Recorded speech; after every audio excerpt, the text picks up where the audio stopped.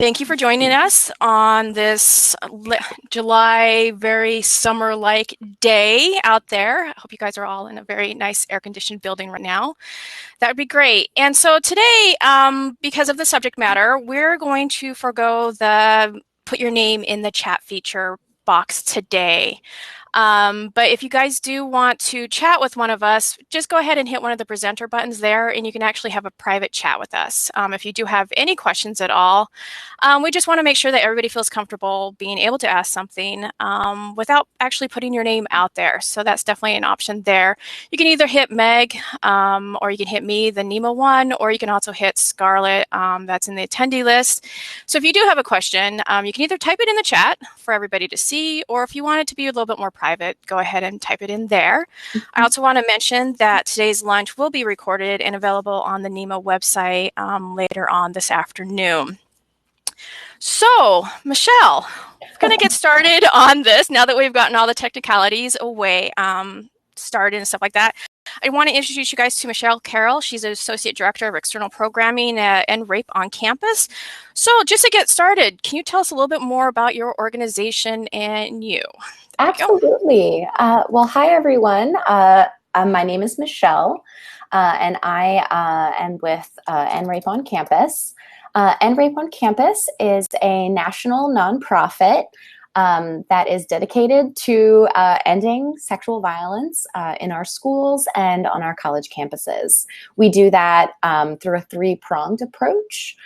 So first, we do that by providing policy review at the local, state, and federal level.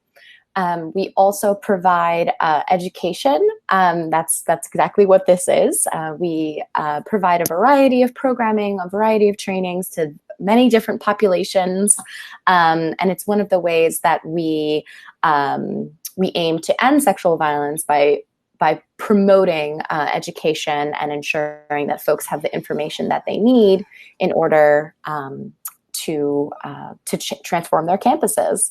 And the last thing that we provide is direct support for victims and survivors of sexual violence, and specifically college sexual violence. Personally, I am going into my 10th year of advocacy related to college sexual assault. I started as a undergrad, I got a private chat. I started as an undergrad and then found my way to the New York State Coalition Against Sexual Assault, and ultimately found myself here at NRAPE on campus. So it's an absolute pleasure to be with everyone today. This is a topic that a lot of folks really are a little anxious about, and I absolutely understand why. And I hope that this lunchtime conversation is an opportunity for y'all to ask the questions you may have wanted to ask at other trainings and just didn't feel comfortable. Again, I want to reiterate what Heather said, that if you have a question that you would like to ask me, and you can send it to the NEMA name in the presenter, or Meg, and that will find its way to me, and I'll be able to answer the question. All right, so let's jump in because I have a lot of content and not enough time, as per usual. Okay. So this is my contact information. Feel free to email me any questions that you have, concerns, comments that you have, ideas that pop up for you during the webinar. I absolutely would love to hear them. Okay. So quickly, let's just get it out in the open, what we're going to be talking about today. Today's objectives are, I would like everyone on this webinar to walk away with a working definition of what is sexual violence. I would also like all attendees to feel a little bit more comfortable identifying the ways that power dynamics show up in our schools and our workplaces, and specifically in workplaces like museum workplaces.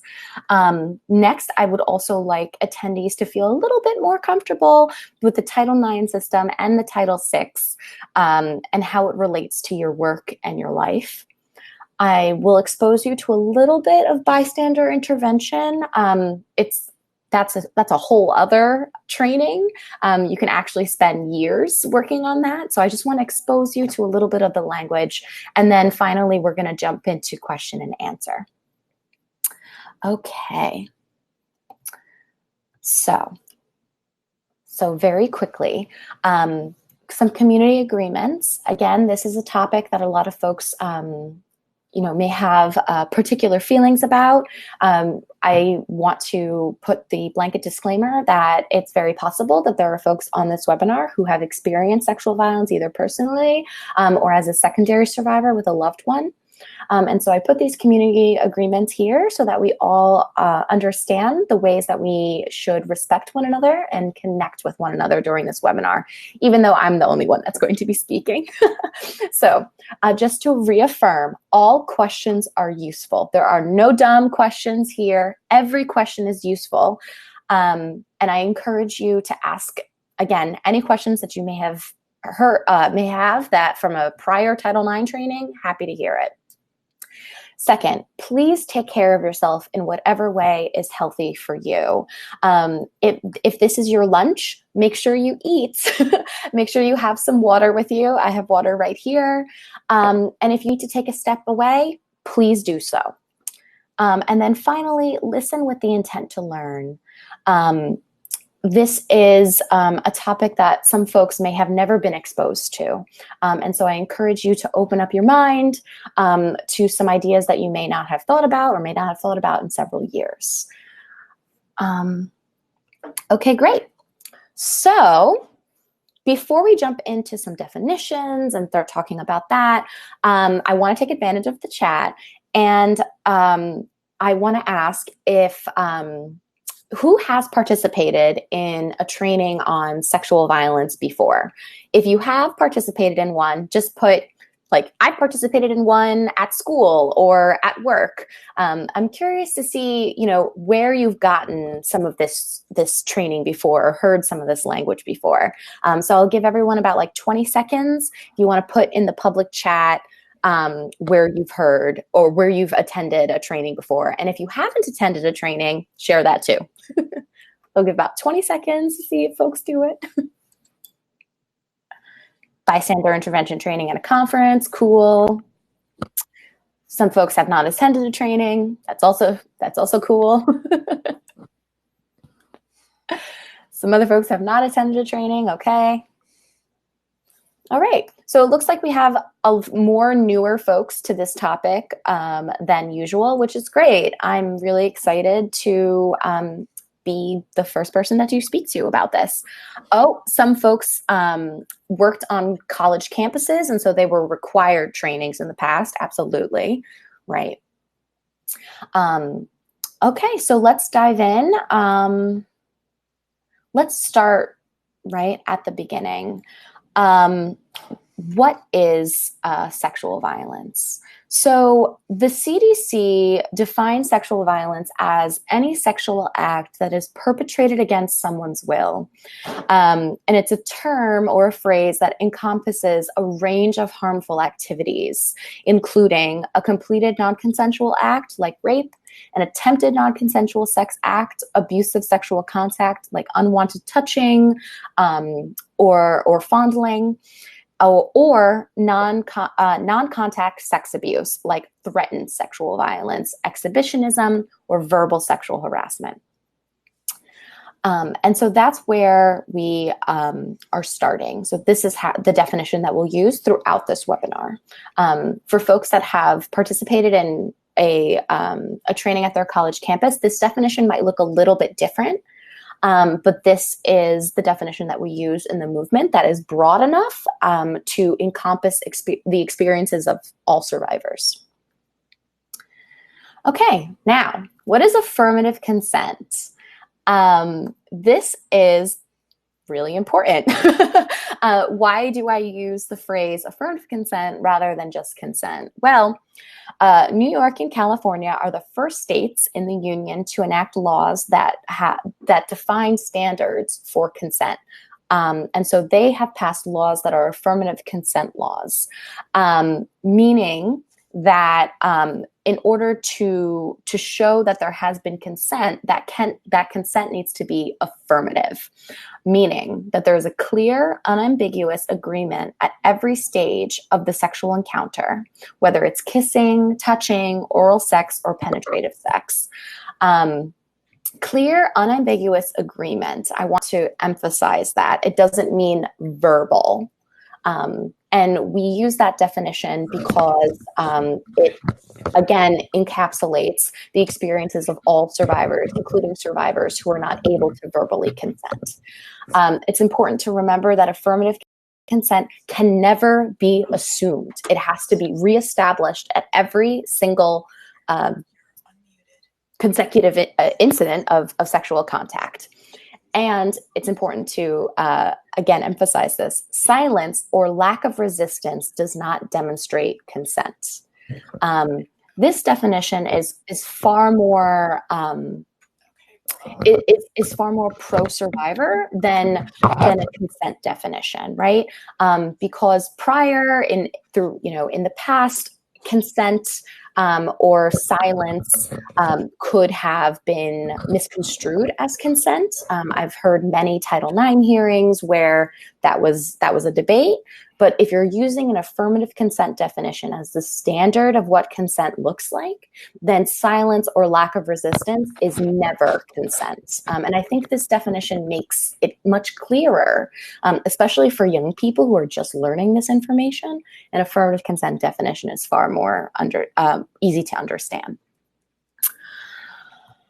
So the next thing I want to bring up as we're talking about sexual violence and consent is the role of alcohol, especially on college campuses, but even more important when we're talking about sexual violence amongst adults, is the role of alcohol. So there are a lot of misconceptions about alcohol and sexual violence.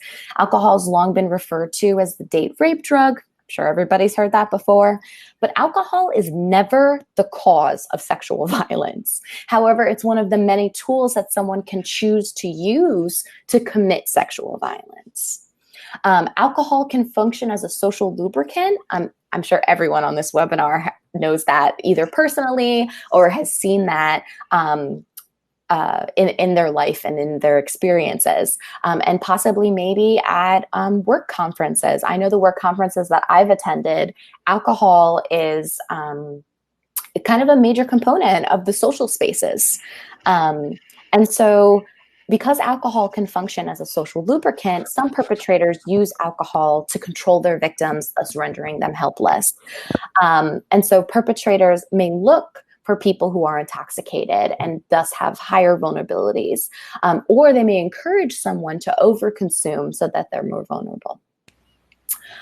But the role of alcohol in sexual violence is one that it is like, we really should limit it to being a tool.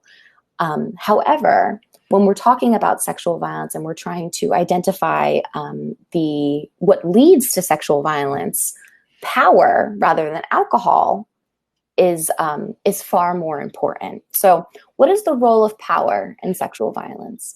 Sexual violence never occurs in isolation. It's rooted in oppression and power. In the past, as well as in the present, sexual violence has been used as a tool of oppression and maintaining hierarchies of power, specifically in the context of violence against Black women, Native women, LGBTQ, trans, and gender nonconforming people, as well as folks with disabilities in the United States. Sexual violence is used as a tool to oppress those folks.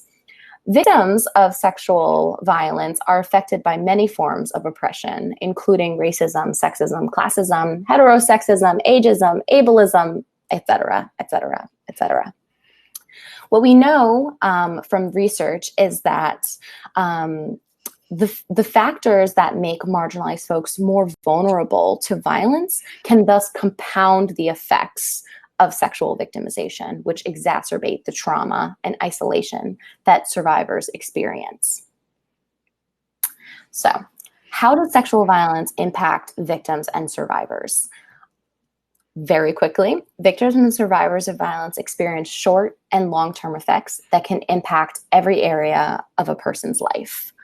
I think it's important that I break that down a little bit. So what's very interesting about the brain is that our brain is so invested in keeping us safe and in keeping us healthy, and that when a person experiences a traumatizing incident, such as a sexual violence incident, our brains are ready to react in a variety of ways that are meant to protect us.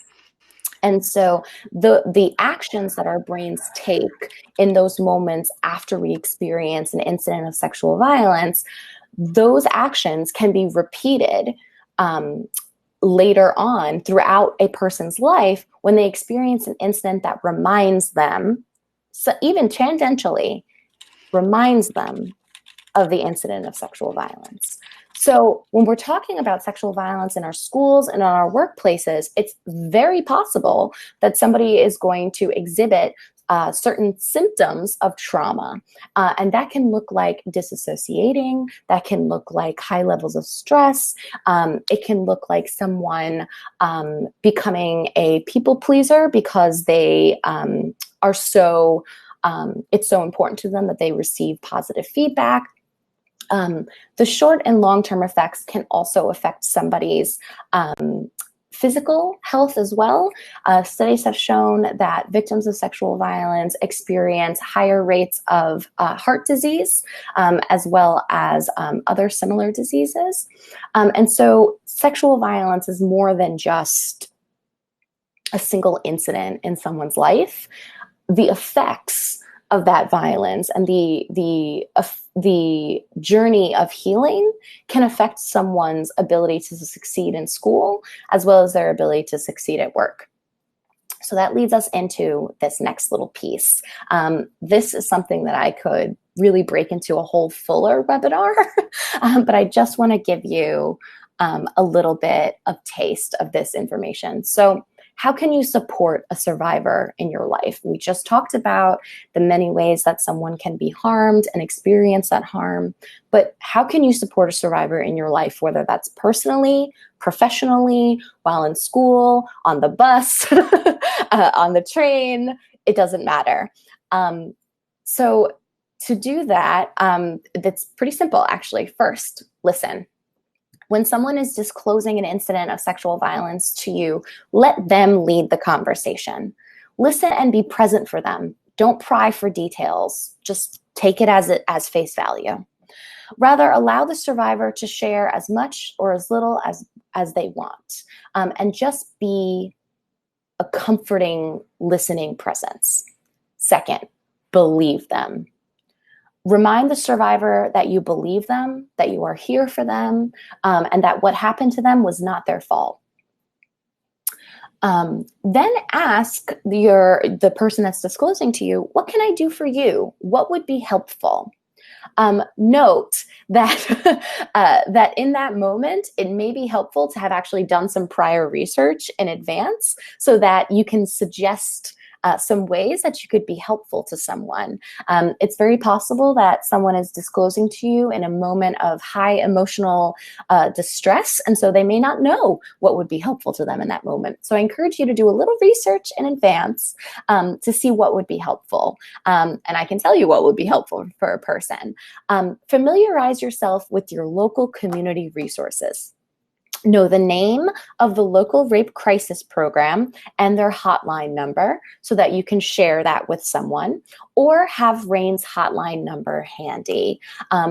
It's really important that we quickly, or as quickly as possible, provide support and resources to a victim of sexual violence, and knowing your local resources will really make you will really help you become the person that a survivor needs in those moments of critical crisis.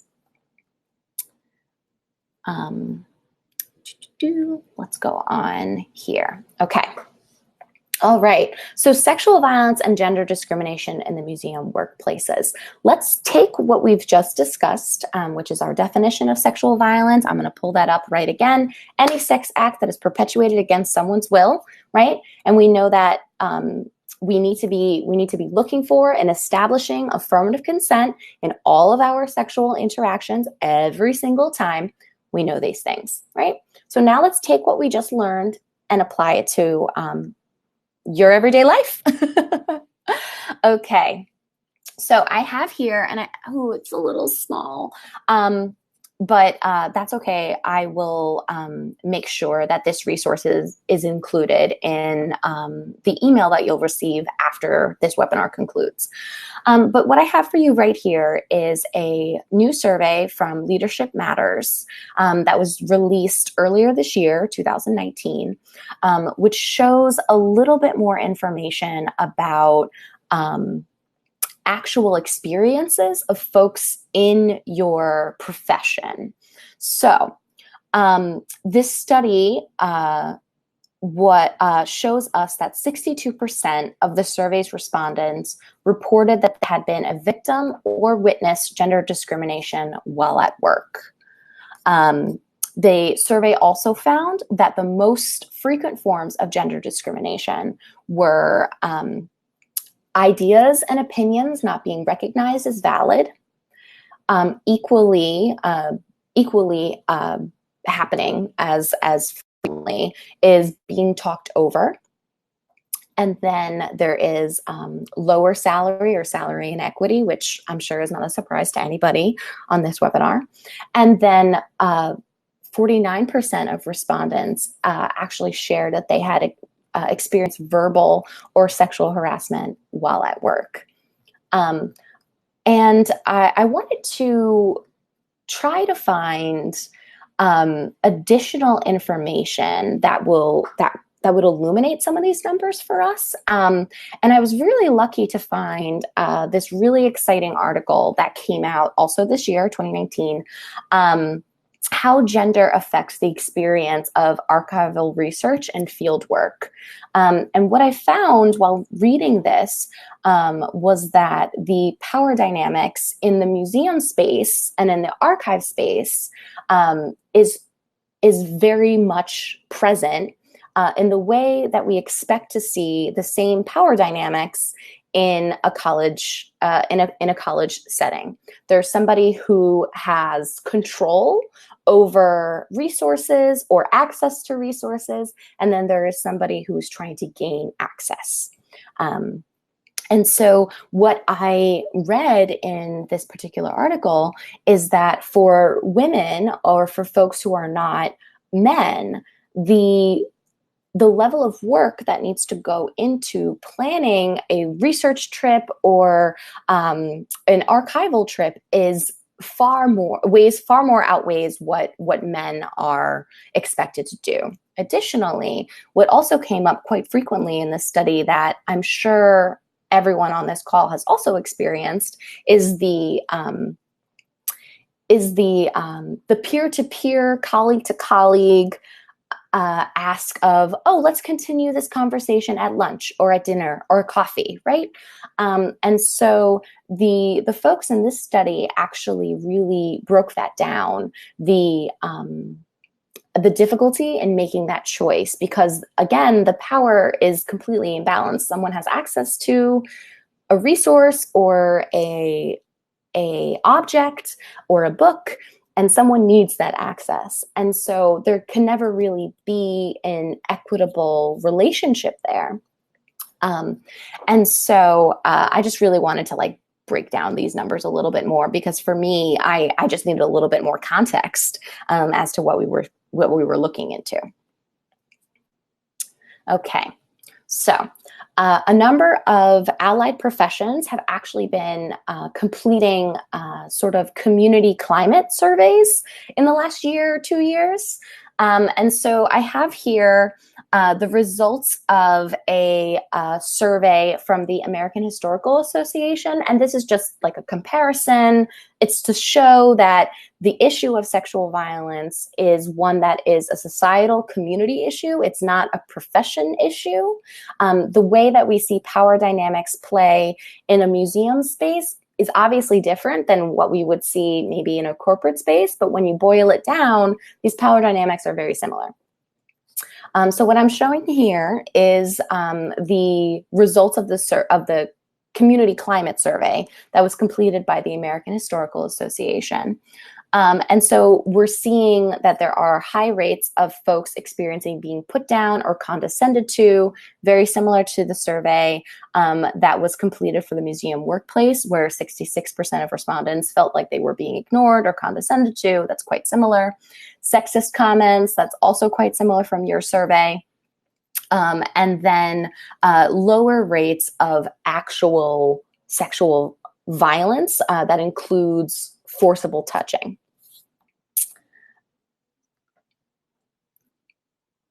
Okay. Insert quote from report. Already did that. Sorry about that, y'all. So this quote, I think for me, is really about making sure that museums and the museum profession feels like a part of this larger Me Too moment, this larger moment that we're having where we're talking about sexual harassment in workplaces, in our schools, and that museums need to be a part of this larger conversation. And I feel like everyone on this webinar probably agrees.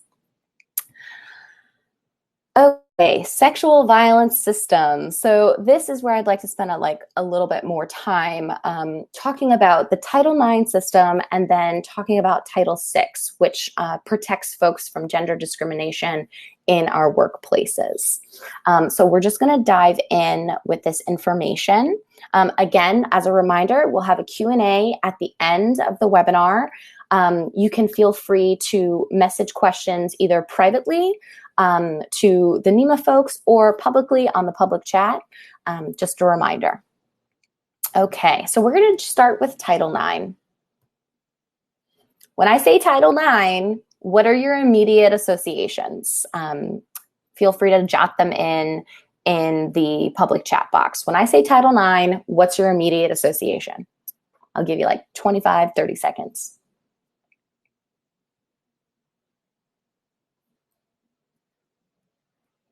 Women's sports, yep.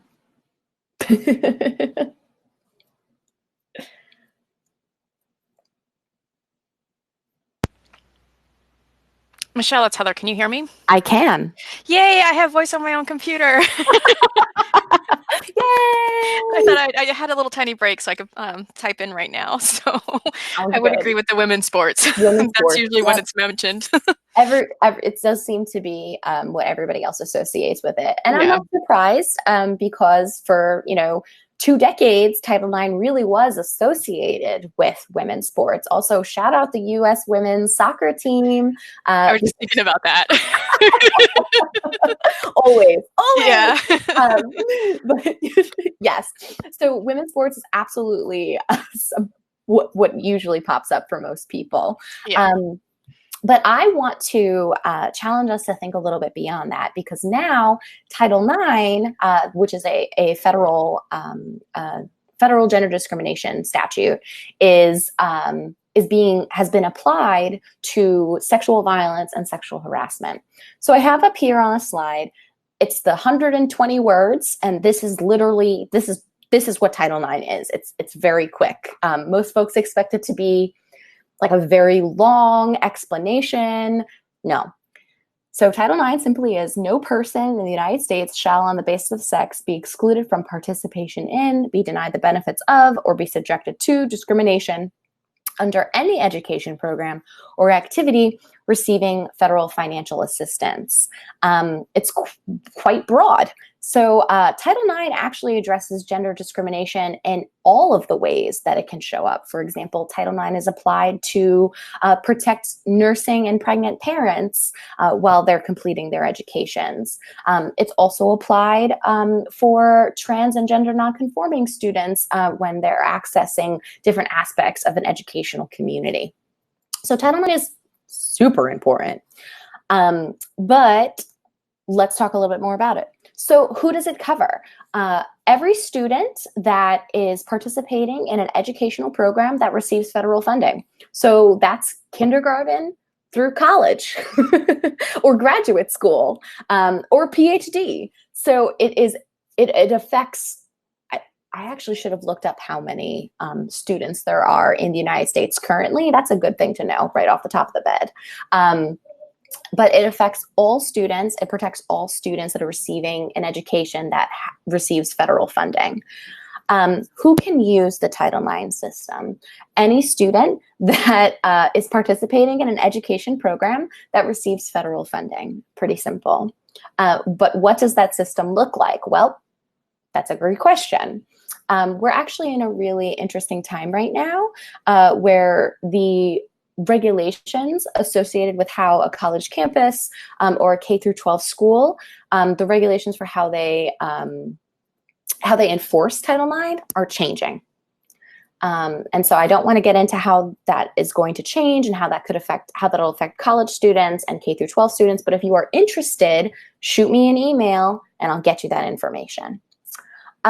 So if you're not in school, why do you even need to know that there's a Title IX system, that there is a way for students to report sexual harassment, gender discrimination in their schools, and then the school has a way of investigating and adjudicating it? Why is it important for you to know this? Well, I'm not sure how many of you are parents, but if you are parents or you have a loved one in your life who is in school right now, it's so important that all of us are aware that this system exists and that there is a way for students to call out gender discrimination. Additionally, it's important that y'all in the museum spaces be aware of this, is because I'm sure that there are a number of kids that come to your workplace on a field trip. And so it's important, I think, for y'all to be aware that the things that happen on that field trip in your workplace are covered by Title IX. So if you see something or hear something, etc., that looks like gender discrimination, being aware that there is a Title IX system that you can report that to might be helpful to you. And the way that you would do that is by looking up the Title IX coordinator for the school that is in discussion. Additionally, I'm sure it's not uncommon for your workplace to have graduate student or college student interns. And so those students, while they're at your workplace, are also covered by Title IX, meaning if they experience sexual harassment or gender discrimination at your workplace, they can report that through the Title IX system.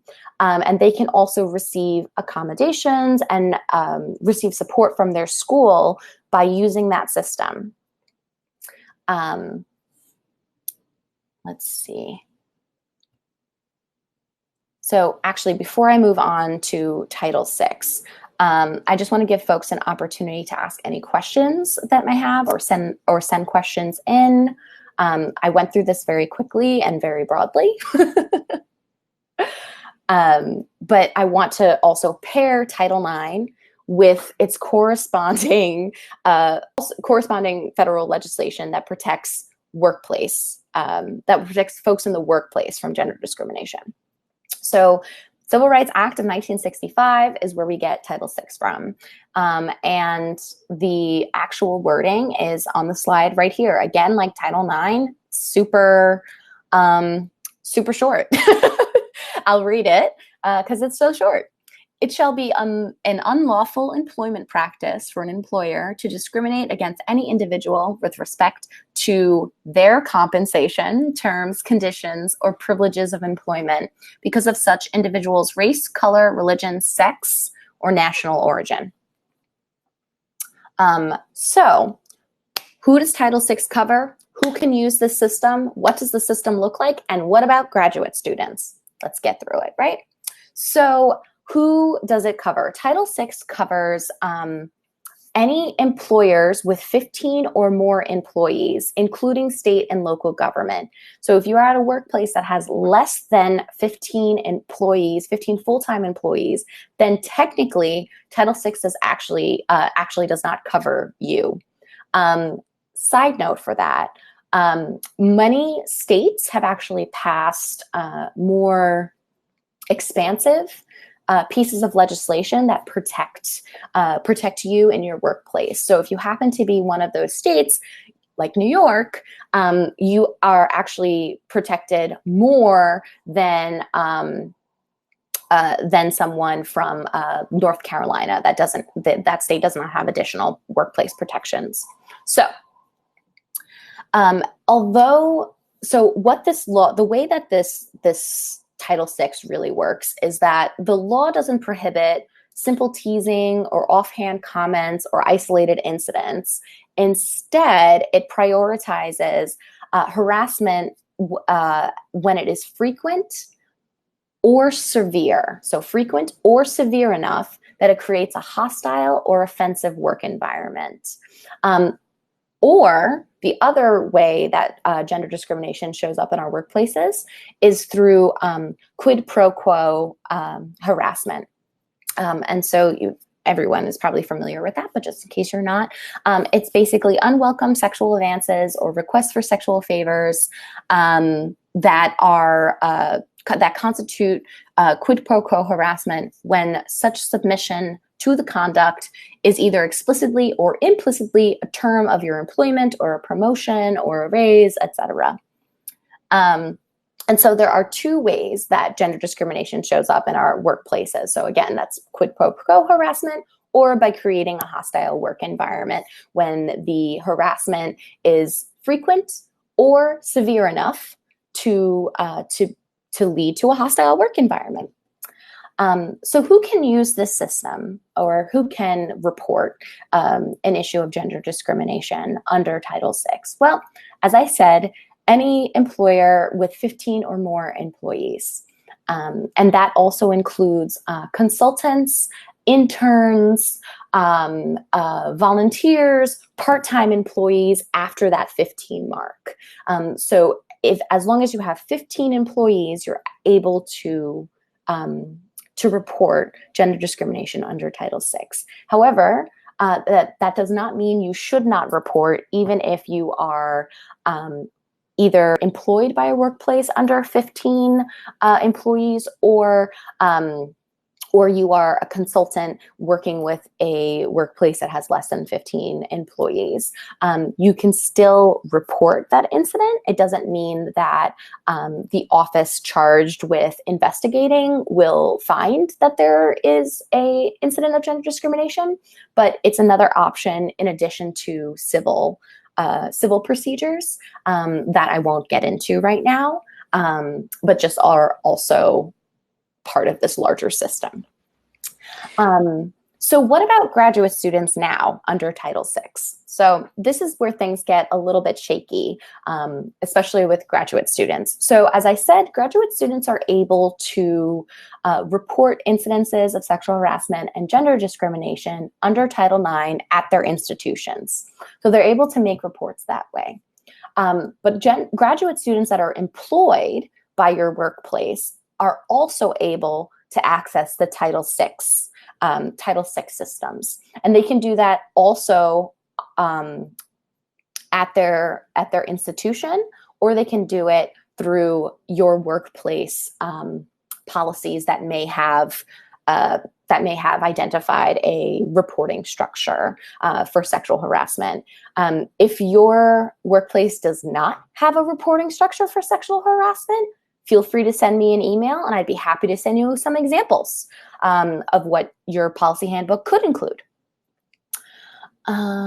Okay, so we have 15 minutes, and I want to leave like 6 minutes for questions. And so there are a number of slides about bystander intervention. And so I'm going to kind of speed through this a little bit. Because again, I just want to expose you to the language of bystander intervention. I'm not expecting anyone to feel like ready to use this skill at the end of this webinar. And actually, I would tell you not to, just because we need a little bit more time and practice. So bystander intervention, what is it? Why does it matter? Why are we talking about it in this sexual violence webinar? So bystander intervention is the act of someone intervening when they see or hear behaviors that might promote violence before it escalates.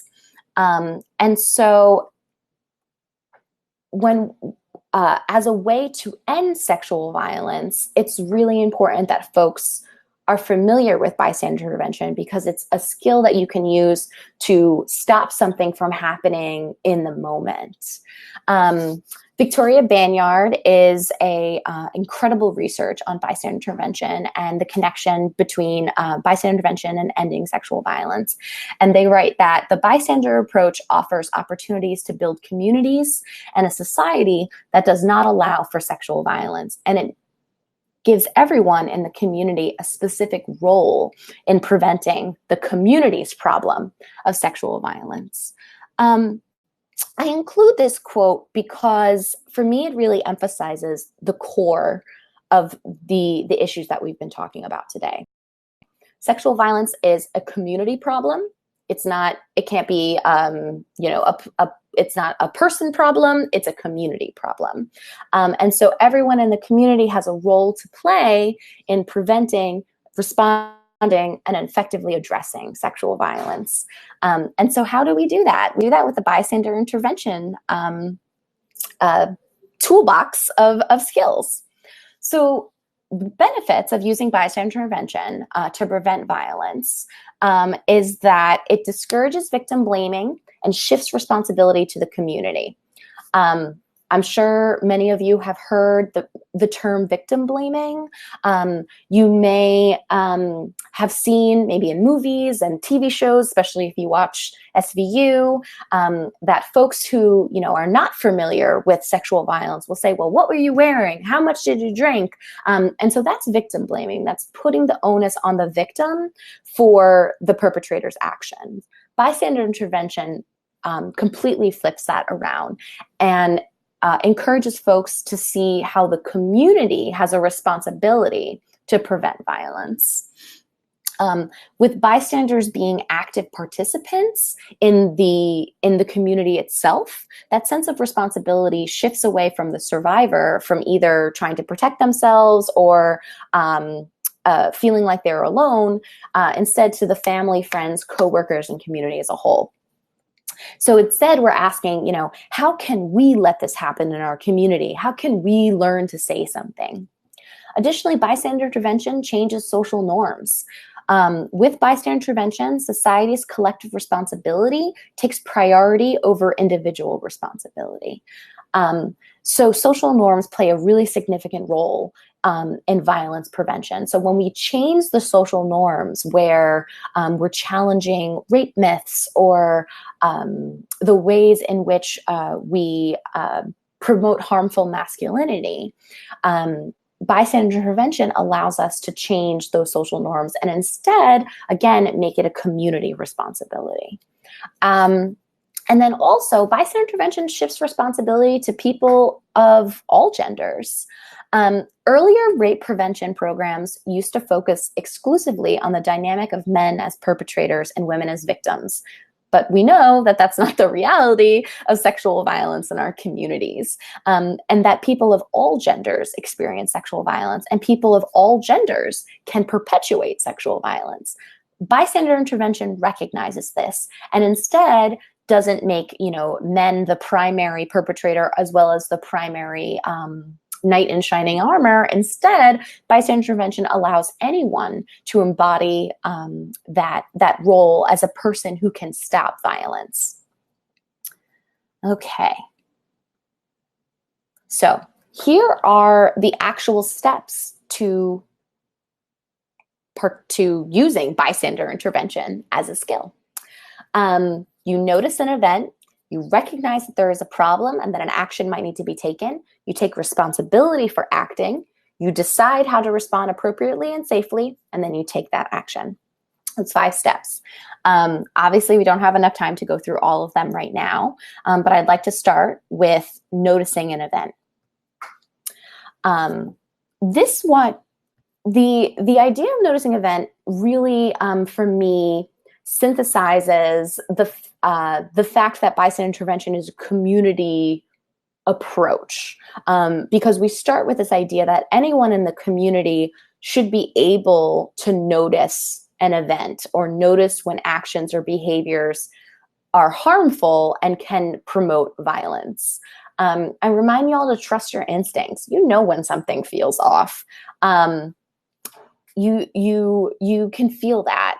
But I also want to encourage you, when you're noticing an event and you're saying, hey, that feels off, I want you to question why that feels off for a second. And the reason I'm asking you to do that is because if your off feeling comes from a personal bias, and again, all of us carry personal biases, we need to check that. You may remember when Cindy McCain claimed that she stopped a child trafficking attempt at the Phoenix airport. That was in the news, like, I don't know, a while ago. And she saw a woman with a small child of a different ethnicity and assumed that that woman was trafficking the child because she couldn't fathom that a woman of color might be the parent or guardian of a white child. Police investigated, found the report was unsubstantial. But that whole incident didn't need to escalate as far as it did. They didn't need to call the cops. They didn't need to get into that. And so I'm encouraging y'all to think, okay, this feels off. Why does it feel off to me? And explore that a little bit. Don't rush to calling the police into all situations, because we do know that sometimes adding the police to a situation can escalate it. I'd be happy to talk more offline with you about that decision-making process, when to bring in law enforcement. But it's not something that I think we have enough time to talk about today. So the second thing, the second step, again, after noticing an event, number one. Number two, recognize that there is a problem and that action might need to be taken. So you ask yourself, if I don't intervene in this situation right now, could it become worse? Could someone get hurt? If the answer is yes, then you have a responsibility to act. You can also ask yourself that if this situation was happening to someone that you loved, would you want someone to act to help your loved one? And if the answer is yes, then you must act in some way. The third step is take responsibility for acting. And so we'll put that up here. So if you answered yes to those aforementioned questions, then you have a responsibility to act. But there are real barriers to acting or getting involved in a situation that can escalate to violence. So I've done a number of these trainings, and some of the reasons that folks provide me for why they may not act or why they don't think they could act are the following: concern that you're misinterpreting what's happening, that there's an explanation for why this man is yelling at this woman in public, or that there's concern that if you respond, the individual may become hostile to you, become violent to you, and you're afraid for your safety. A concern that you're intervening in something personal. Some folks have expressed that they would be embarrassed if they intervene and it's a personal thing. Some other folks have shared that they don't know how to respond, and that's additional bystander intervention training can overcome that. And then finally, some folks share that the fear of getting involved is a fear of escalating the situation or themselves getting hurt. And those are very real reasons for feeling like one can't act in a certain way.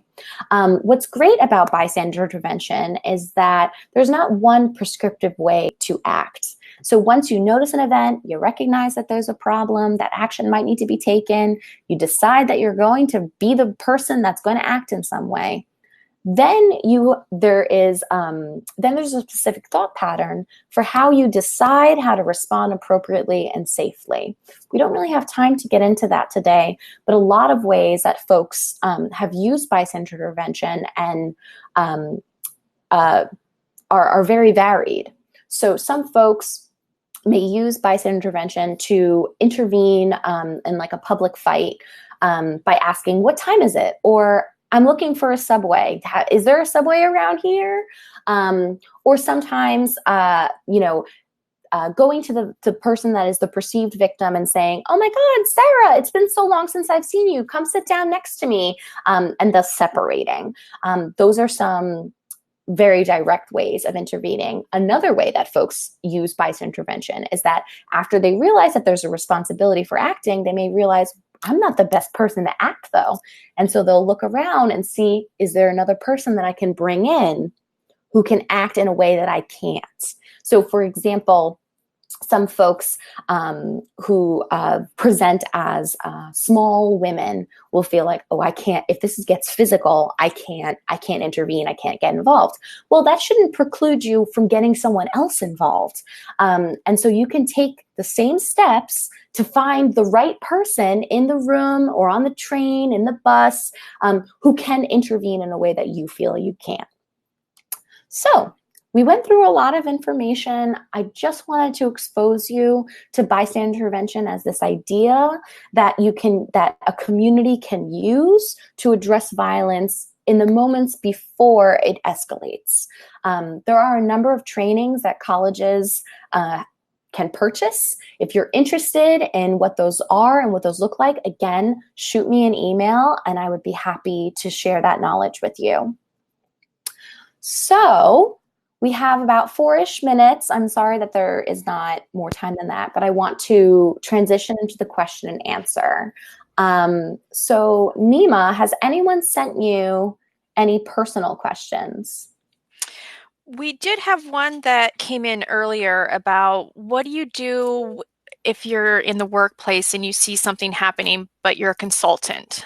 Who do you talk to in that type of situation? Do you talk to the person that, hired you, Yep. or do you talk to HR, but you're not really working there? So there's that little bit of a weirdness. Yeah, I get it. That's a little weird. So I did a fair amount of research to answer this question because it falls in like a number of gaps that exist in the law currently, which is so annoying, but it is what it is. So basically, what I've gathered is that if you are a consultant to a company that has more than 15 full-time employees, then you can absolutely 100% move forward with filing a complaint with the EEOC. Even though you're not a full-time employee. Okay. But if you are a consultant to a workplace that has less than 15 full-time employees, then you cannot report to the EEOC technically. However, based on my research, I still think that reporting the incident to the correct body is important because it could set up the beginning of a longer investigation that they may complete because there may be multiple reports. So I encourage you to use that reporting channel. And one of the resources that I share in my thank you email that I think Meg is going to share with everybody who participated today is the instructions for how to report appropriately. So, but additionally, what I've also gathered is that if you're a consultant and there is already a prescribed procedure for addressing sexual harassment at the workplace, then you should also feel free to engage in that process as well.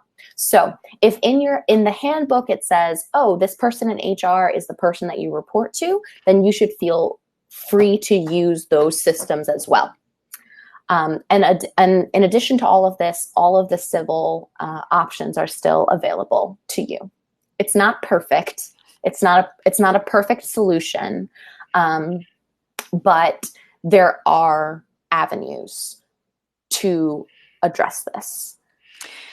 And then I do kind of have another question about, more Title IX and stuff like that with having university students in museums and stuff like that, where they could potentially be subject to something similar to what we've been talking about today.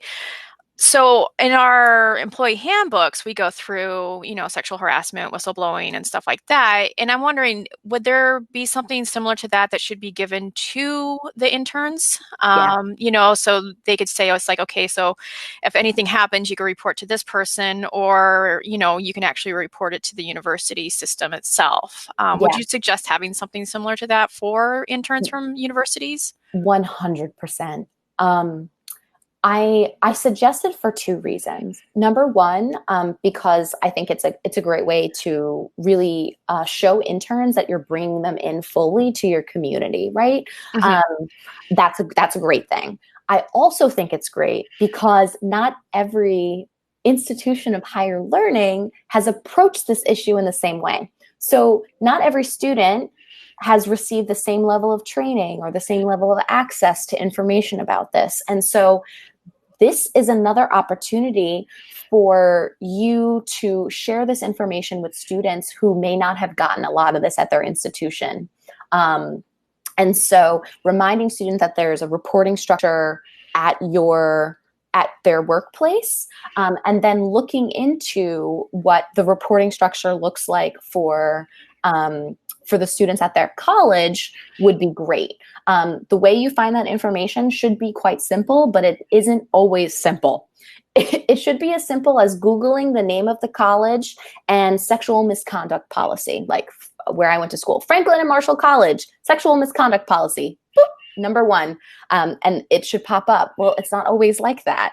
And so I would encourage the folks that are the intern supervisors to connect with the professor or whoever is orchestrating that internship at the university to make sure you get that information of how a student can report sexual harassment that occurs at their workplace through the Title IX system. Because again, students have the option, depending on who that student is. If it's an intern and they're not being paid at all, then the Title IX process is the way that they should go.